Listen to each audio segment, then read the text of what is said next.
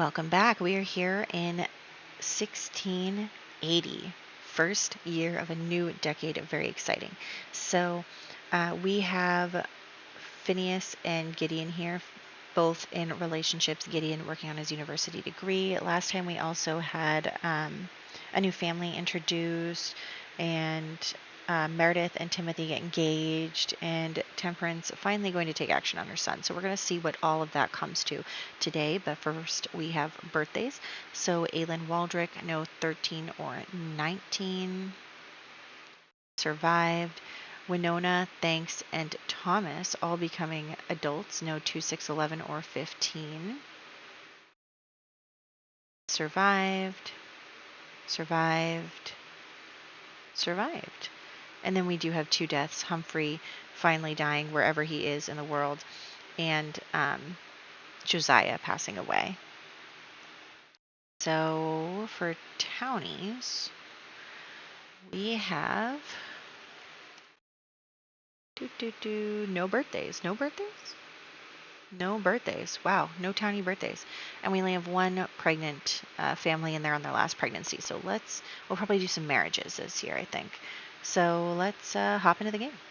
Alrighty, so here we are, and we are doing our morning chores as per usual. Phineas is, cultivating his plants, although it's getting to be winter, so they're all out of season, but he's still taking care of the household chores while Gideon goes to university. Gideon is going to be, by the end of this, in his last semester of university, so we won't have to worry about that anymore. Of course, it's being super glitchy, which you'll see in a little bit, but that's besides the point. Everybody knows that this game is full of glitches and kind of terrible sometimes. But anyway, Phineas and Abigail is her name.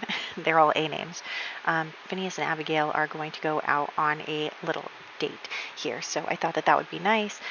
The 2 of them have been getting along really well, which is kind of surprising because he is a mean sim. So I'm surprised that, his relationship with his brother has deteriorated so much, and I'm surprised he hasn't been mean to her too. But maybe that will come.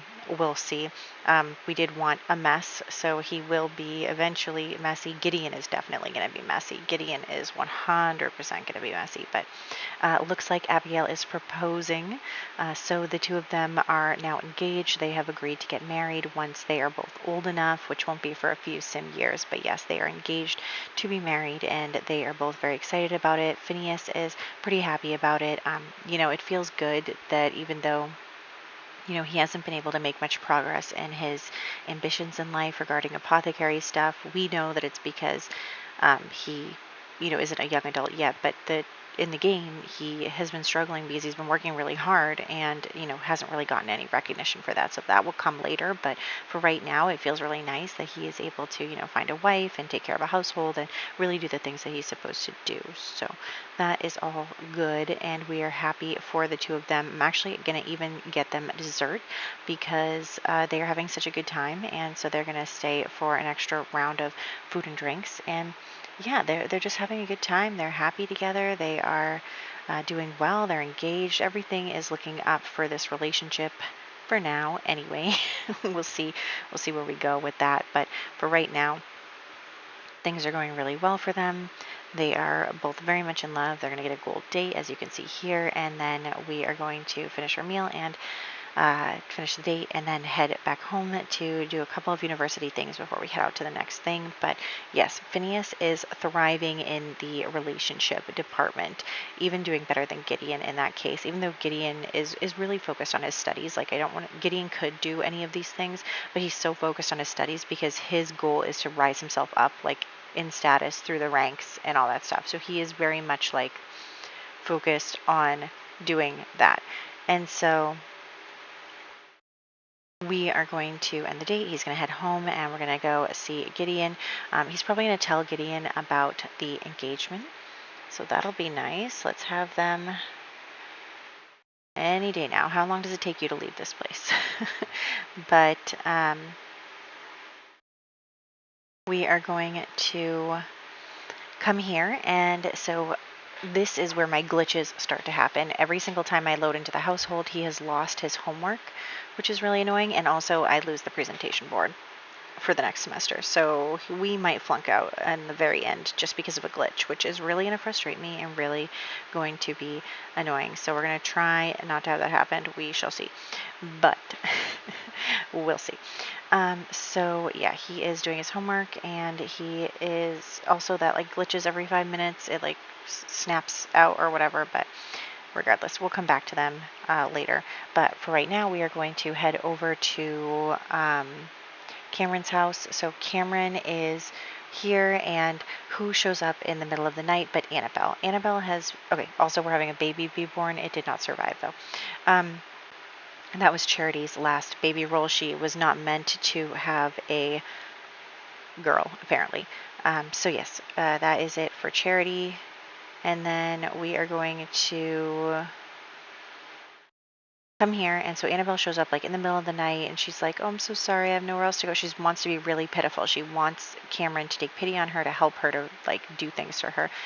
So she acts really pitiful, like I had nowhere to go and blah blah blah, and I can help out here, I can help out with your garden, like please, like let me, I can clean, I can cook, like let me come and stay here for a while. And Cameron's like, of course, like it's totally fine, anything you need, like you don't have to work, like you can come live with us and we'll help you. And he, he's again hero complex, he's got that hero complex, he wants to help the damsel in distress. And so he absolutely is just like, yes, move in with us, like I'll take care of you, you can be like a second daughter to me. He's really not worried about it. And I think that he kind of was disillusioned a little bit with Charity. She had a scandal of her own, even though it's not widely spread, he still knows that happened. And it's an open secret about Thanks's affair child, and I think he is kind of looking for a little bit of a do-over as well with the way that things turned out there. So he is going to invite Annabelle to move in with them. And of course, Elizabeth needs to have a say in that, right? Elizabeth is like, what are you doing? Elizabeth is kind of like, hello, what is going on? You are just letting this random girl into our house, and I'm really worried about it. And Cameron is like, oh, Elizabeth, you should be more charitable. You should be more generous. Like, she's a child in need, and we should help her. Like, how could you be so, Christ-like, like he's basically laying it on thick to get what he wants. And Elizabeth is like, okay, well, I mean, I guess we have the resources to help here, but she is suspicious. She doesn't know Annabelle very well. She doesn't know what she's up to. She doesn't know what she wants, and frankly, she doesn't know what she wants with her husband, although I don't think we're going to go that direction this time. So I do think it's platonic from Cameron's side, unless the Sims autonomously do that. I'm probably not going to do that, but he just kind of sees her as like a young girl he needs to save, maybe a replacement for the daughter that didn't turn out the way he wanted and all that stuff. So he is focused on that. Elizabeth is a bit hesitant, but what's she going to do about it? Whatever the husband says goes, right? So we are now going to head over to Timothy and Meredith's wedding. So let's have the two of them get married. We'll head over to our church, I guess, community center also. It's just like our one lot that has everything on it. So we are going to have Timothy and Meredith get married. They agreed on this plan in order to take the house from Nathaniel and from Thaddeus, really. And so they have agreed to, have Meredith kind of seduce Nathaniel in a way in order to let him, keep them around in the household. She doesn't mind it. She is always kind of scheming. That is her thing. And she is happy to work with Timothy to be able to get this house and the inheritance and everything. And then Thaddeus will get nothing. So, she doesn't mind because she's going to get something out of it. And so they're just having their like wedding ceremony feast afterwards. I don't know why my Sims keep changing clothes into this weird stuff, but here they are. And actually, it's kind of funny. She autonomously gets flirty with Nathaniel, which is so funny to me that she would autonomously do that. But that is the deal, isn't it? That is the deal. So she seems to know it in the game. So the two of them are doing good. We see Meredith and Thaddeus, who are not Meredith, Bridget and Thaddeus, who are happy for them. And honestly, like, I don't think that Thaddeus really cares if Timothy takes the house. I think that Thaddeus kind of always knew that his father was a scumbag and that he was never going to be a good dad. And I think he's come to terms with that. And he just is like, you know what, I'm going to cut the toxicity out of my life and just move on and go and do my thing with the woman I love. Whereas Timothy is kind of, looking for that revenge piece, looking for that, I deserve something because I've been through this piece. Whereas Thaddeus is like, I'm cutting off the dead weight. So that is what's going on between them. And then we are just going to enjoy the wedding a little bit longer, and then we are going to head out again in just a moment, whenever that may be. But yes, they're doing well. Both these couples are doing pretty well. So okay, so we're going to head out again. See, he's jealous because she's flirting with his dad. But you know what? That was part of the deal, Timothy. You agreed, even though it makes you feel a little weird because you do feel a little uncomfortable about it. But that's okay. So I just want to give you a trigger warning for the next part. Murder, suicide, basically. So that is what is going to happen next. There's been a lot of murder in this, but if the second part makes you uncomfortable, feel free to skip it. There is, it's a difficult topic, but I feel like that this is the appropriate way for this storyline to end. And, I don't want to make light of anything, but, we're including real life stuff in this. So what we have is Temperance and Thomas. So if you remember, Temperance has decided to take responsibility for her son's actions. She's going to stop him from being a predator, from being an abuser, from being a rapist, basically, right? So she is going to stop him one way or another, and she feels really conflicted because she loves her children and she always wanted to protect them, and she taught them magic because she was afraid of losing them and all of this stuff. And so she has just lost so much over the course of her life. I feel so bad for Temperance. Like, she married a bad guy. He's left her with the children.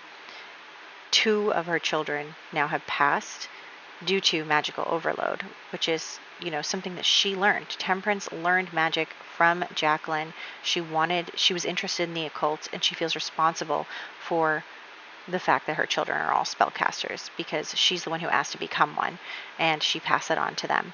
And so she has struggled a lot with that because she feels like she is the reason that her children have passed.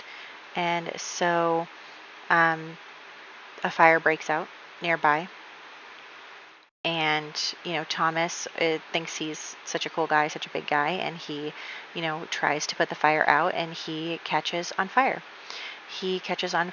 And everyone else is doing other things, trying to put the fire out and everything, and it's just Temperance left there, and she has the opportunity to put the fire out on him, but she just kind of looks at her son, and she knows what type of person he is, and she decides not to, and she decides to just walk into the fire herself as well and go with her son and be with her children. And it's very sad. It's a very sad way for her story to end because she, at some point she had, like, the world was her oyster, and she married the captain. She was supposed to have this good life, and it just all turned out wrong. And none of her kids even really got married or anything, and she's just really suffered. And I feel so bad for her. Like, literally, it's like makes me so sad that she has had such a bad life. And I really wish that Trinity or Mercy had survived. And it's just awful. It's just really bad. Also, my game broken because the fire technically wasn't out when the Sims died, and so when I hit just go to manage worlds, we can't do that because there's a fire, and now we don't have any Sims, and we're just kind of stuck like this, and everything is broken. So I'm gonna have to go back through, go to the main menu, then come back, and then kill them again, which is just doubly traumatizing, really, for me. But yes, so Temperance had basically, she didn't kill him, but she didn't help him. She could have saved him, but she didn't. And then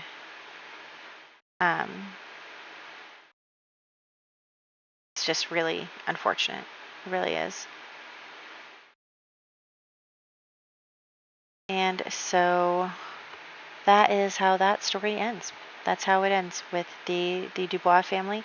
And Temperance also, like, she kind of thought that she didn't want things to happen because she still has a granddaughter out there, and her granddaughter doesn't deserve to be associated with magic or with any of these crimes that Thomas has committed or any of that stuff. And so she she's just doing it and making sure that there are no ties to this kind of stuff left. So very sad. Anyway, we are back with our boys, and Gideon is a little jealous that Phineas is now engaged. He has to admit that he is a little jealous, and also he's super glitchy. Everything is super glitchy right now, which is just great. We're really not looking forward to that, but what can we do? So we're just going to move forward, and we are going to come here and check on them. He's going to be doing his coursework, and then we are going to just have the boys doing their thing. Again, I'm just trying to get him through. I think, is it the last day of his? Yeah, see, I should have taken the presentation board out right away, but I didn't. And then when I reloaded into him, it was gone, which is just great, isn't it? Just great. But yeah. So here they are, just spending some time together talking about things. Gideon is like, well, I'm going to marry Alice too. I mean, it's, not a big deal. But what's she going to do? So they are here, and we are trying to get this stuff done. Oh, it's so annoying, and I can't believe it. But anyway. See how he keeps glitching? He keeps like standing up. I don't know what is wrong with this game sometimes. It's just so frustrating when I'm trying to play something, I'm trying to do something, and I'm trying to make things happen, and the game won't cooperate. It's like one thing if the Sims don't cooperate, because I almost can give them a pass because they're doing things that they're supposed to do. But the game itself, like glitching like this, is so frustrating. So anyway, we're going to head over and we're going to go see Pullman, whose wife has just died very recently. He has the 2 young kids home with him, and he actually is thinking already, even though he is sad that Ruth died, he is thinking about how he can use it to his advantage and prove, again, that he's a good leader, that he should be chosen. And so he is going to come and talk to Tallulah a bit. She is single. She is the daughter of our new family, and he is trying to make an alliance with this family. He is trying to show that he can bring in, the network, the alliances, and the people to strengthen their community. So he is focused on that, and he basically is like, well, I'm single now. Like, I'm single now. It can work out. So he is going to come here, and he is going to basically flirt with her, schmooze, and try to get her to agree to marry him so that he can show that he can make alliances and different things. So he is definitely trying to kind of use her to bolster his status. And he's thinking, she'll be better than Ruth because, Ruth was from the colonizer settlement or whatever it is. I don't think we called them colonizers yet in this time period. I'm not really sure how the 1600s worked, to be honest with you. But they are, early settlers. So, yeah, see, the thing is gone. The presentation board is gone. And apparently you can't get it back. I Googled it. Anyway, so Pullman and Tallulah have gotten in a relationship. We're going to get them married tomorrow, sim day. She was like, it's too soon to get engaged. So I was like, okay, we'll come back here. We'll have him do his homework really quick. Maybe we'll have him work on his term paper a little bit. And all of that. So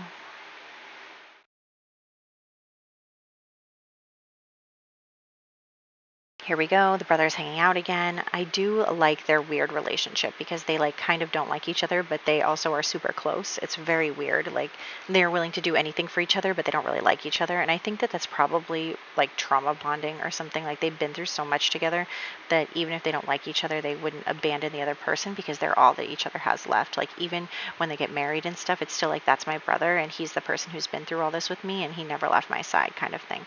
So they are definitely in it together.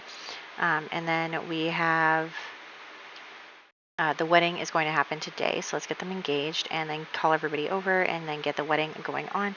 So they are going to do this here. There we go. So he is marrying her again. It's really because he wants to be the next person in charge. And actually, I was Googling what exactly the person in charge would be called because I thought that that was kind of important. So, according to the internet, and correct me if I'm wrong, I'm not good at finding things out. But I have Sachem as the like title for the person. So he wants to be the next Sachem, and he is going to do whatever he can to kind of do that. He has 2 sons, which is really important, and he is making this alliance with Tallulah and her family, and so he is really focused on that and focused on trying to get that done. So he is actually kind of excited about the future because he feels like he's on a roll. You know, he feels like he's doing the right thing and everything. So let's add in her family to the family tree. So we're going to add them in, and we have her brother, her parents, her sister-in-law, her nephew, all very exciting. And I'm doing bad with these pictures for some reason. I'm struggling. But they rolled to have 1 baby, so we'll get them pregnant. And I think I will change the rules. I think you were right. We should try something on for the townie kids. So we're probably going to change the rules for that shortly. And also, I was kind of thinking about just putting my townie tracker in the regular spreadsheet as well, because if I'm going to roll for everybody, what's the point, right? What's the point of moving them? Maybe I should just treat them like regular Sims, actually. I should just roll a d10 for them. You're right. Maybe I should just treat them all like the same. Okay. Yes, I think I'm going to do that. I think I am going to do that. Anyway, so we have birthdays. So we have Aylin Waldrick, really the only birthday this year, becoming a child, and everybody else who has a thing going on this year has died. So Humphrey Dubois IV, Josiah Hobard, Thomas Dubois, and Temperance Dubois have all passed away this year. And little Aylin is the only one who has survived this year. I mean, there were other birthdays, but it's just Aylin's the only one who's not yet a young adult as well. So very exciting. So next year is 1681. We have, let's see, what do we have next year? Not a ton of birthdays, but we do have, in 2 years, we have our boys aging up into young adults. So I'm excited about that. But next year, we are going to continue to work on some of the stuff that we're setting up right now. I hope you guys enjoyed this. Well, it's a little weird to say considering some of the content, but let me know. Like, do you like it when we push into things that are potentially unsettling or uncomfortable, or do you think we should try and keep things a little more PG? Or I'm not really sure. I mean, definitely I've included a lot of stuff that is not appropriate for children, obviously, but I don't know what I'm trying to say exactly. But let me know if you ever think that it's too much. So. Anyway, catch you in the next one.